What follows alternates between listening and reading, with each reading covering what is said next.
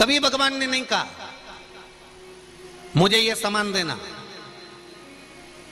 भगवान एक बात जरूर कहता है, तेरे चलते समय में, तेरे चलते हुए व्यापार में, तेरे चलते हुए समय में, तेरे चलते हुए जीवन में से थोड़ा सा जो मिल जाए वो करते चलो।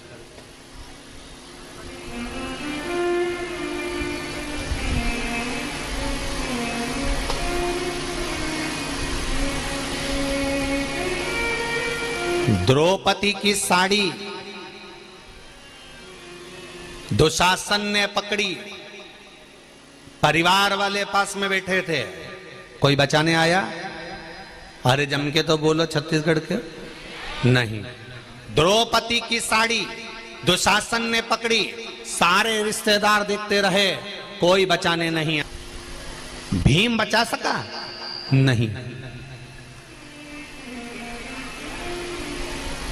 साड़ी दुशासन ने पकड़ी, कोई नहीं बचा पाया। नाड़ी डॉक्टर ने पकड़ी, कोई नहीं बचा पाया। साड़ी भगवान कृष्ण ने बचाई थी, तो नाड़ी भी भगवान ही बचा सकता है, उसके सिवाय कोई।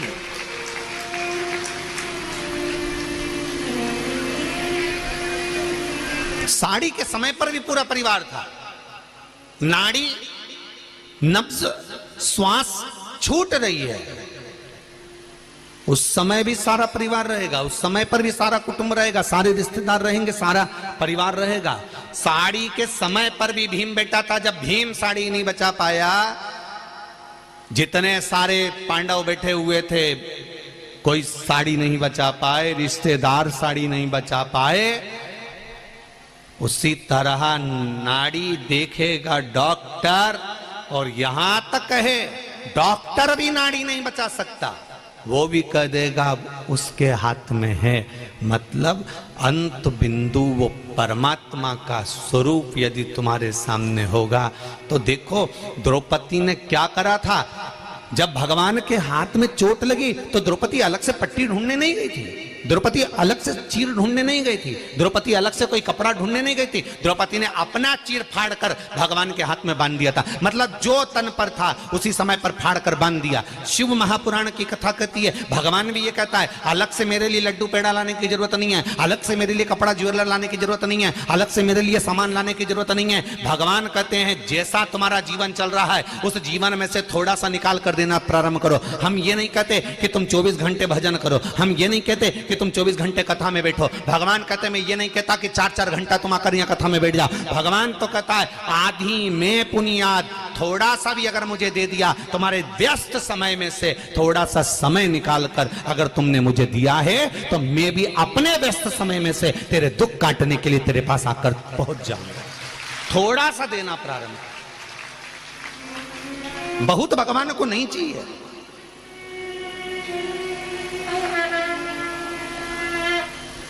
भगवान को बहुता में नहीं चाहिए, भगवान को तो थोड़ा चाहिए, और उस थोड़े में भगवान को आनंद का अनुभव हो जाएगा। थोड़ा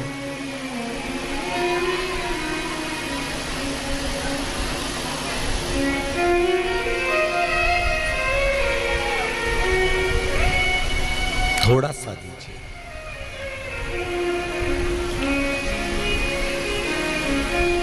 देखिए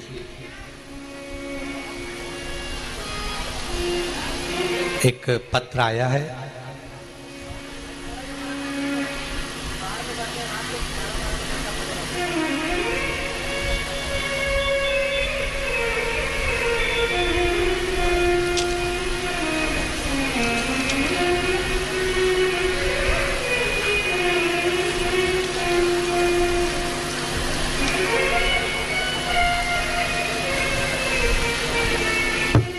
ऐसा पत्र जीवन में पहली बार आया है।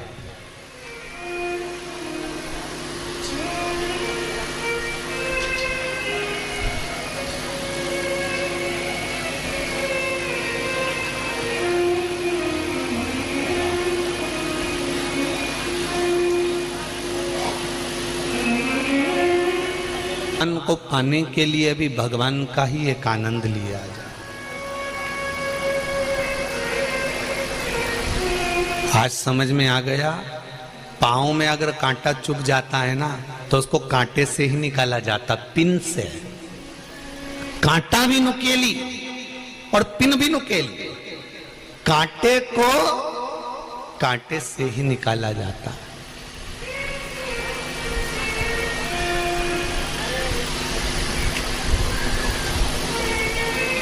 भगवान को पाने के लिए केवल हृदय निर्मल मन सो मोहि पावा, मोहि छल छिद्र कपट ना भावा। भगवान को पाने के लिए आपका निर्मल मन, निर्मल स्वभाव, निर्मल बुद्धि, निर्मल चित्त, निर्मल मन चाहिए।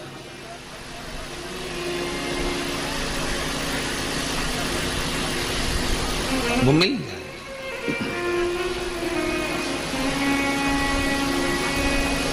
उसको पाया जा सकता है।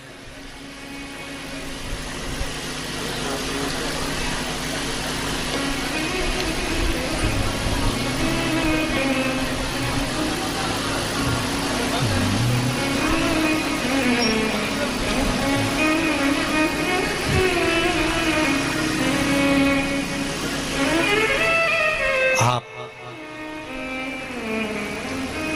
अपने चलते हुए समय में से,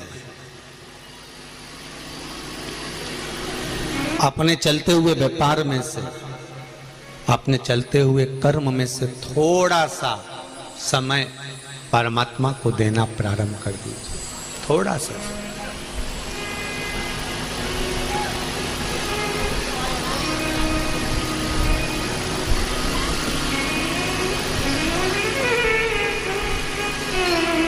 आप थोड़ा सा समय देना प्रारंभ करेंगे, वो परमात्मा भी आपको कुछ न कुछ देना प्रारंभ कर देगा।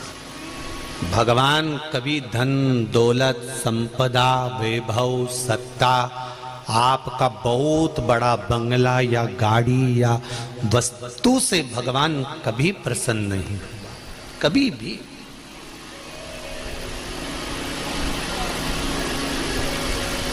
उसकी प्रसन्नता केवल आपका निर्मल मन है। निर्मल।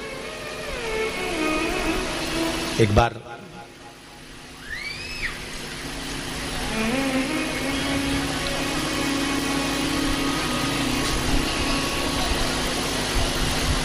माता पार्वती जी तप मुद्रा में बैठी हुई थी।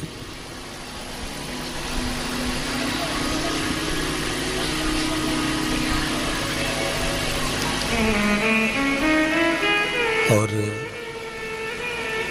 तप में लीन थी मां।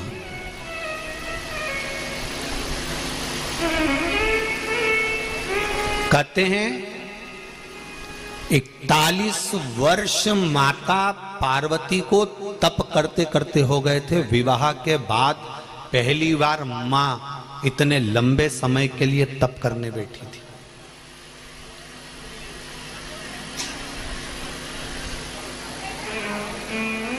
जरा समझ लेना बहनों, ध्यान रखिएगा थोड़ा सा। शादी के पहले आप व्रत कर लोगी, बहुत अच्छे से कर लोगी। शादी के पहले संकट सोमवार कर लोगी, बहुत अच्छे से कर लोगी। शादी के पहले सोमवार कर लोगी, बहुत अच्छे से कर लोगी। शादी के पहले तीज कर लोगी, चतुर्थी कर लोगी, छठ कर लोगी, सप्तमी कर लोगी। सारे व्रत शादी के पहले बहुत अच्छे से कर सकती हो। पर शादी के बाद जो आप व्रत करते हो ना, इस व्रत को करने के लिए शरीर, परिवार, कुटुंब, कबीला, मन, चित्त और वृत्ति, ये थोड़ी बलवान बनाना पड़ती है।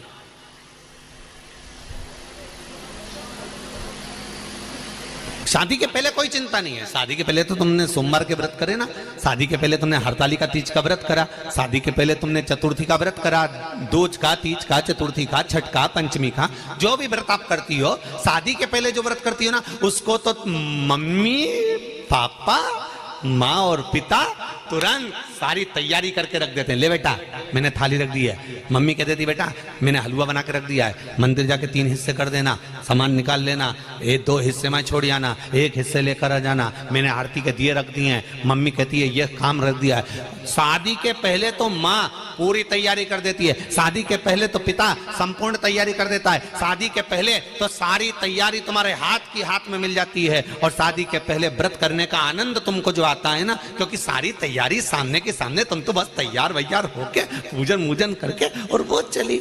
हरतालिका तीज, छोटी तीज, बड़ी तीज, शादी के पहले जो माताएं करती हैं, दीदियां करती हैं, उनको देखो कितनी खुश होकर करती है।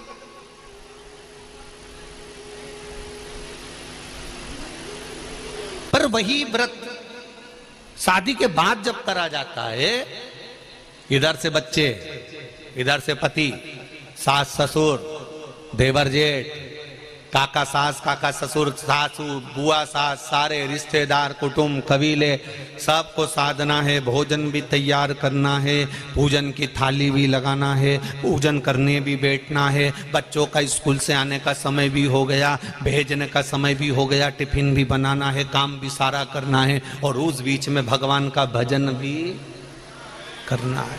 कितना कठिन काम है, जरा विचार करिएगा शादी का पहले और बाद में। माता पार्वती 41 वर्ष विवाह के बाद में माता पार्वती जी ने जो तप साधना करी, साधना करते ही माता पार्वती जी के शरीर से एक ज्योत प्रकट होने लगी, एक ज्योति प्रकट होने लगी। तप का बल प्रकट होने लगा।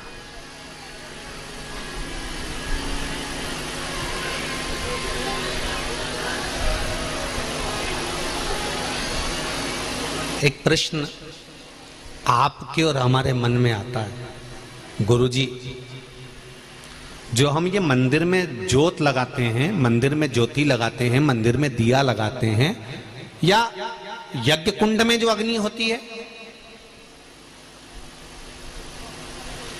या जो ज्योत हम प्रकट करते हैं, चाहे माता रानी की करें या श्याम बाबा की करें या राम जी की करें या कृष्ण जी की करें या हम रुणिचा की करें या हम किसी भी देवी देवता की करें, ये ज्योत जो खड़ी करते हैं, ये ज्योत है कौन? ये ज्योति है कौन? इस ज्योति का प्रतिबिंब कहां से? इस ज्योति की प्रागट्यता कहां से? ये ज्योति किसकी लड़की है? ये ज्योति किसकी पुत्री है? क्यों माता रानी के अनुष्ठान में, क्यों शंकर जी की पूजन में, राम जी की पूजन में, कृष्ण की पूजन में, भगवान के 33 कोटि देवी देवताओं की पूजन में ज्योति की महत्वता क्यों होती है? दीप की महत्वता क्यों होती है? दिया क्यों लगाना चाहिए? अगर दिया नहीं लगाओगे तो अगरबत्ती लगाना पड़ेगा, अगरबत्ती नहीं लगाओगे तो यज्ञ करना पड़ेगा, यज्ञ नहीं करोगे तो धूप बत्ती लगाना पड़ेगी। पर अग्नि उस जगह पर प्रकट ज्योति का स्वरूप कहां से आया? ये ज्योति कहां से प्रकट हुई? ये ज्योति की मूलता कहां?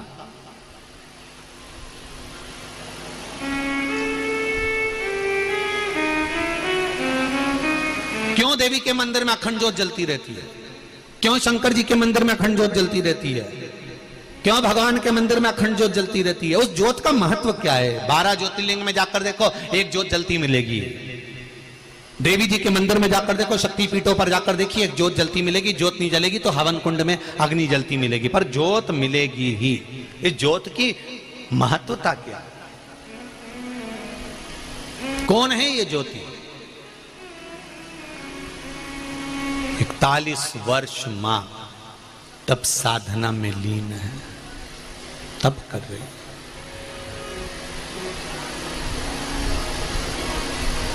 ध्यान में मग्न उठे। ये पवित्र महापुराण की कथा आप और हम स्मरण करने के लिए विराजमान है। भगवान शिव की कथा को सुनने के लिए आए हैं। ये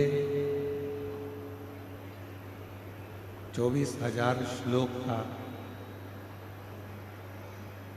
एक अपार समुद्र है। ये कोई भी स्पीकर नहीं चल रहा है ऊपर के। 24,000 श्लोक का ये अपार समुद्र है, और इन 24,000 श्लोक के इस समुद्र में से आप जितना ले सकते हो उतना अपने जीवन में उतारने का प्रयास करें। मौका मिला है शिव महापुराण की पवित्र कथा का लाभ लेने का, शिव कथा को श्रवण करने का, जीवन में धारण करने का। एक एक क्षण, एक एक पल, एक एक घड़ी जितना जितना श्रावण महीने में शिव नाम लिया जाता है, जितना जितना श्रावण महीने में भगवान शंकर का भजन किया जाता है, मंत्र जाप स्मरण किया जाता है, उतना उतना हमारे जीवन में एक आनंद की अनुभूति होती चली जाती है।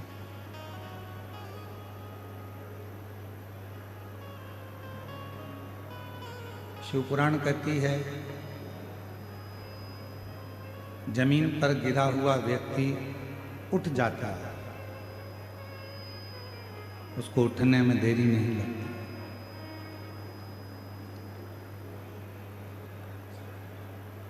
शिव महापुराण कथा कहती है कि जमीन पर गिरा हुआ व्यक्ति उठ सकता है, उठ जाता है, पर नहीं उठता। पहले नंबर पर है माता, दूसरे नंबर पर है पिता और तीसरे नंबर पर है गुरु।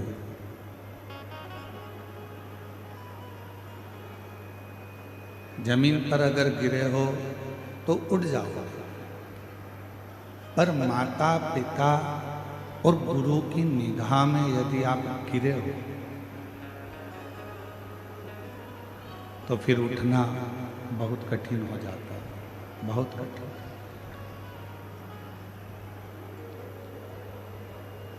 कहते हैं यदि प्रतिदिन भगवान शंकर के मंदिर में नहीं जा सकते, प्रतिदिन भगवान शिव की आराधना नहीं कर सकते, प्रतिदिन माँ जगतजननी दुर्गा भवानी माँ आदि शक्ति और शिव की आराधना नहीं कर सकते, उनके भी मंदिर में जाकर उनको प्रणाम नहीं कर सकते, तो शिव महापुराण की कथा कहती है अपने घर में जो बुजुर्ग माता पिता विराजमान हैं उनके चरणों को प्रणाम कर लो तो शिव और शक्ति दोनों का वर प्राप्त हो जाता है, दोनों का वर मिल जाता है, शिव शक्ति दोनों का वर प्राप्त हो जाता है। एक माता पिता और गुरु,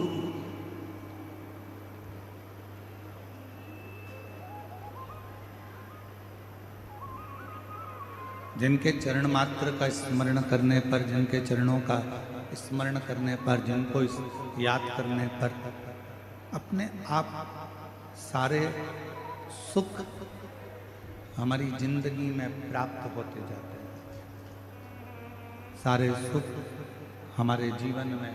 ये कोई बक्से नहीं चल रहे हैं, उसको बोलो तो ये सारे सुख हमारे जीवन में प्राप्त होते चले जाते हैं।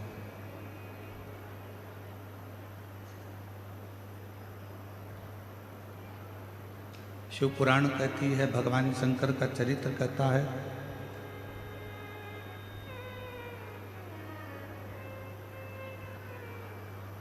कि दुनिया का कोई व्यक्ति ये विचार ना करे,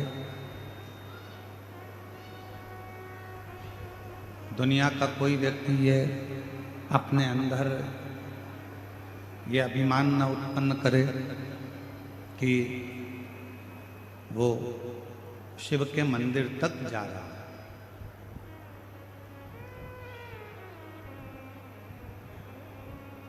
वो शंकर भगवान के मंदिर तक पहुंच रहा है। सत्यता तो ये है कि शिव कृपा करते हैं, भगवान शंकर करुणा करते हैं, भगवान शंकर दया करते हैं, कृपा करते हैं, इसको सुनना, आवाज लगा, कान लगाइए, इसमें कान लगा।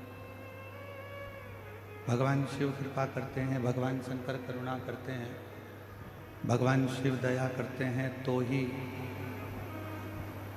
कोई भगवान शंकर के मंदिर तक, देवालय तक, शिवालय तक जा पाता। और तेरी कृपा बिना हिले एक मीणो लेते श्वास के कृपा से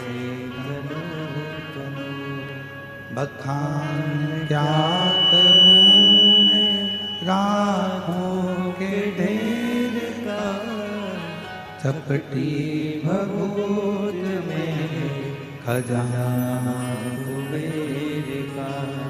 हे गंगाधार मुक्ति द्वार ओमकार तू, भोले ओमकार तू, आयो शक्ति है शंभु तार तार तू। भगवान शिव की करुणा, भगवान शिव की कृपा, भगवान शंकर की कथा हमें अपने लक्ष्य तक पहुंचाने का कार्य करती है, हमें अपनी मंजिल तक पहुंचाने का कार्य करती है।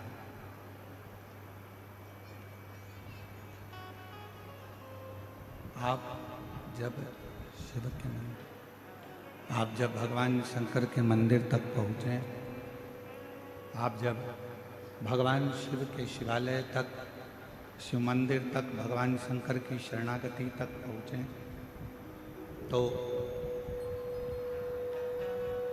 ये मानकर चलें कि भगवान शिव, भगवान शंकर ही आपके भीतर विराजमान होकर, आपके भीतर रहकर,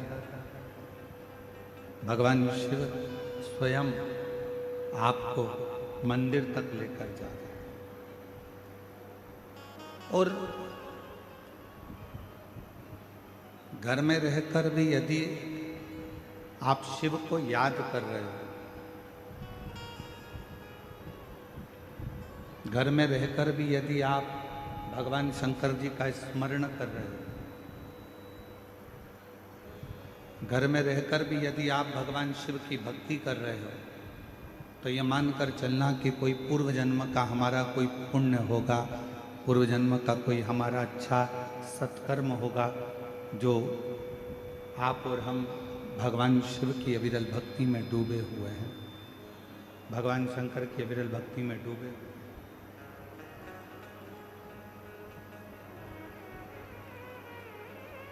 एक स्वप्न में शिव का देखना,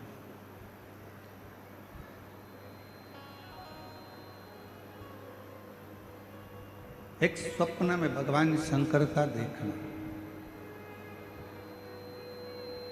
या एकांत में भगवान शंकर का स्मरण आ जाना, भगवान शंकर को याद कर लेना।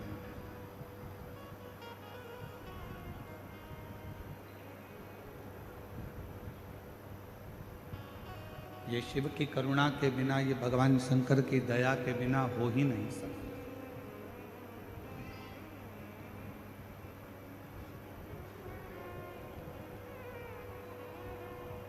स्वप्न में भी अगर भगवान शंकर आ रहे हैं, स्वप्न में भी अगर भगवान शंकर दिख रहे हैं, तो समझें कि शिव की कोई करुणा, शंकर की कोई दया, शिव की कोई कृपा, शिव की कोई करुणा हमारे ऊपर हुई।